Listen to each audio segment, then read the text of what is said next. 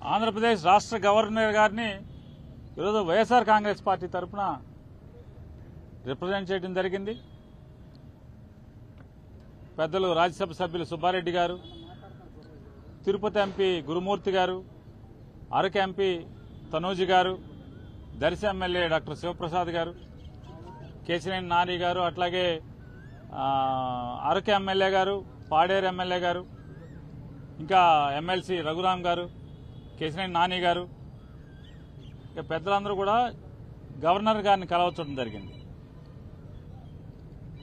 Counting అయిపోయిన తర్వాత, ఎన్నికల లెక్కింపు అయిన తర్వాత ఈ ఆంధ్రప్రదేశ్ రాష్ట్రంలో జరుగుతున్నటువంటి బీహార్ తరహా కిరాతకాలు, బీహార్ తరహా హింసా రాజకీయాలు ఇవన్నీ కూడా గవర్నర్ గారి దృష్టికి తీసుకెళ్తామైంది.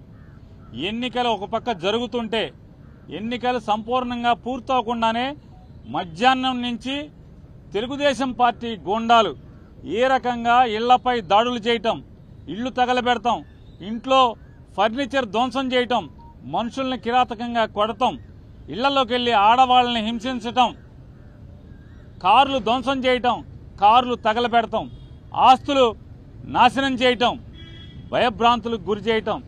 అంటే తెలుగుదేశం పార్టీ అధికారంలోకి వస్తే ఎర్ర పుస్తకంలో, అంటే ఎర్ర పుస్తకంలో ఏం రాసుకున్నారా అంటే మేము హింస కోసమే, ఈ కక్ష తీర్చుకోవడం కోసమే, మాకు వ్యతిరేకంగా వైఎస్ఆర్ కాంగ్రెస్ పార్టీ ఎవరు జెండా పట్టుకుంటే వాళ్ళనల్లా కిరాతకంగా హింసిస్తాం, వాళ్ళ ఆస్తులు ధ్వంసం చేస్తామనేటువంటి దానికోసమే అధికారంలోకి వచ్చినట్టుగా ఇవాళ వాళ్ళు ప్రవర్తిస్తున్నారు. ఇవన్నీ గవర్నర్ గారికి చెప్పినప్పుడు ఆయన ఆశ్చర్యపోయారు. ఏంటి ఇంత కిరాతకంగా జరుగుతుంటే పోలీసు పట్టించుకోవట్లేదా అని చెప్పినారు. వాస్తవం సార్, ఇది ఒక్క ఎఫ్ఐఆర్ కూడా నమోదు కావట్లేదు. వెళ్ళి పోలీస్ కంప్లైంట్ ఇచ్చినా, ఫోటోలతో వీడియోలతో ఇచ్చినా కూడా ఆ వీడియోలన్నీ కూడా గవర్నర్ గారికి ఇవ్వడం జరిగింది. ఇంకా ఎక్కడెక్కడైతే జరుగుతున్నాయో అన్నీ చెప్పడం జరిగింది. ఆఖరికి ఈరోజు మీతో మాట్లాడటానికి వచ్చే ముందు కూడా నూజివీడులో ఒక కౌన్సిలర్ని నడి బజారులో పట్టపగలు స్టాబింగ్ చేయడం జరిగింది. కత్తులతో వెంటపడి పొడవటం జరిగింది. పోలీసు సాక్ష్యంగా, పోలీసులు ఆ పక్కన ఉన్నా కూడా పోలీసుల ముందే స్టాబింగ్ చేసిన, కత్తులతో పొడిచినా కూడా పోలీసులు ఆపిన పరిస్థితి లేదు. కనీసం కేసు పెట్టినటువంటి ఇంతవరకు కూడా దాఖలాలు కాలేదంటే గవర్నర్ గారు ఆశ్చర్యపోయి ఖచ్చితంగా నేను డీజీపీని పిలిపిస్తాను, ఇవన్నీ కూడా గట్టిగా విచారణ చేస్తాను మీరు అంటే మేము ఆయనకి వీడియోలతో సహా ఇవ్వడం జరిగింది, ఫోటోలతో సహా ఇవ్వడం జరిగింది. అవన్నీ కూడా ఆశ్చర్యపోయి అన్నీ కూడా మేము ఫోన్లో కూడా కొన్ని చూపించాం, వీడియోలు ఎలా ఉన్నాయో.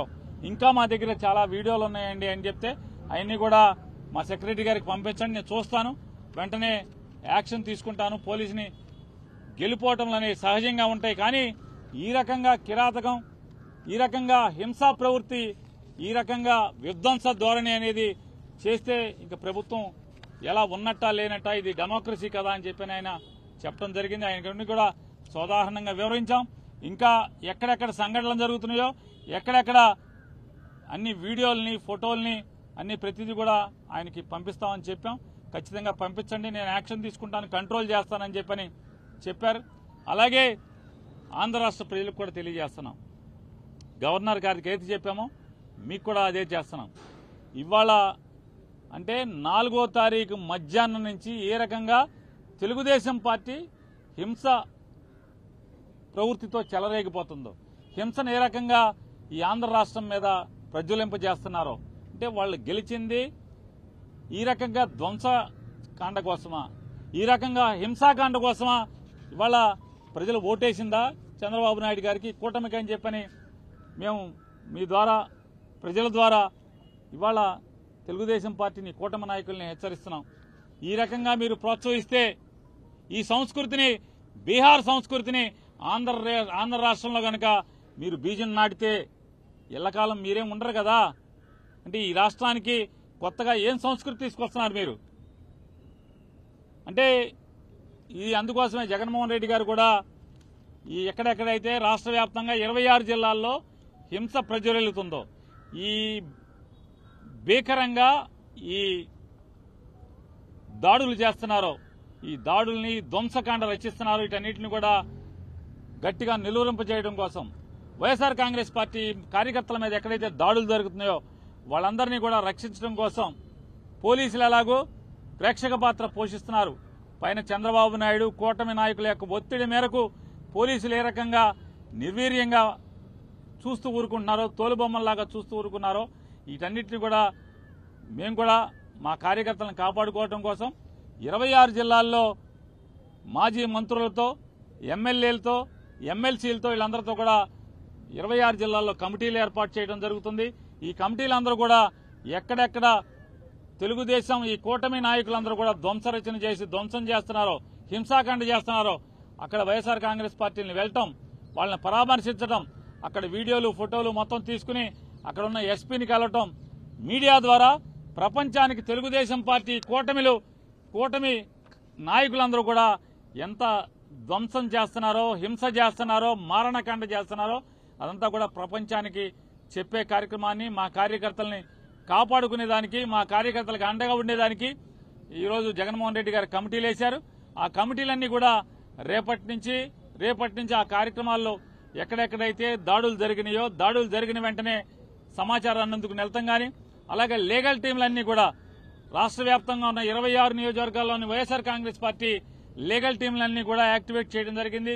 వాళ్ళు కూడా ఎవరైతే రాజకీయ పార్టీ నాయకులతో పాటు వాళ్ళు కూడా వెళ్తాం, కేసులు ఎక్కడెక్కడైతే కడతలేదో కేసులు చేసేదానికి కూడా ఎస్పీలని కలవటం, అలాగే ఆ వివరాలన్నీ కూడా మళ్లీ గవర్నర్ గారికి తీసుకొచ్చి ఇచ్చేదానికి కూడా ఇవాళ మేము నిర్ణయం తీసుకోవడం జరిగింది.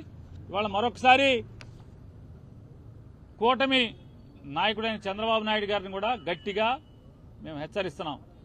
ఈ బీహార్ సంస్కృతిని లేదా ఈ వేటాడే అధికారాన్ని అడ్డం పెట్టుకుని ఈ వేటాడేటువంటి, ధ్వంసం చేసేటువంటి, ఆస్తులు తగలబెట్టేటువంటి లేదా మనుషుల్ని ప్రాణహాని చేసేటువంటి, నరికేటువంటి, కత్తులతో దాడులు చేసేటువంటి సంస్కృతిని ప్రారంభిస్తే ఖచ్చితంగా దీని పర్యవసానాలు అనుభవించాల్సి వస్తుంది భవిష్యత్తులో అని కూడా చంద్రబాబు నాయుడు గారికి హెచ్చరిక చేస్తూ ఇది మానుకోమని చెప్పని, కట్టిపెట్టమని చెప్పని, అలాగే వారిని గట్టిగా డిమాండ్ చేస్తూ పోలీసును కూడా, అధికారులను కూడా మేము డిమాండ్ చేస్తున్నాం.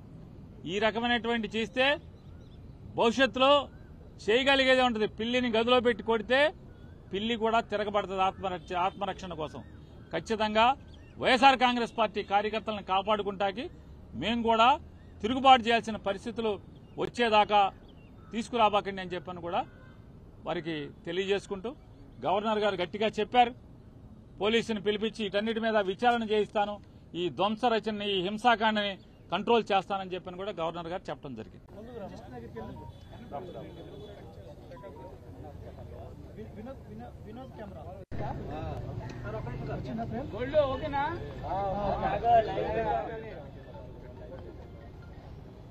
సాక్షి లోగా పెట్టిన సరిగ్గా బాగా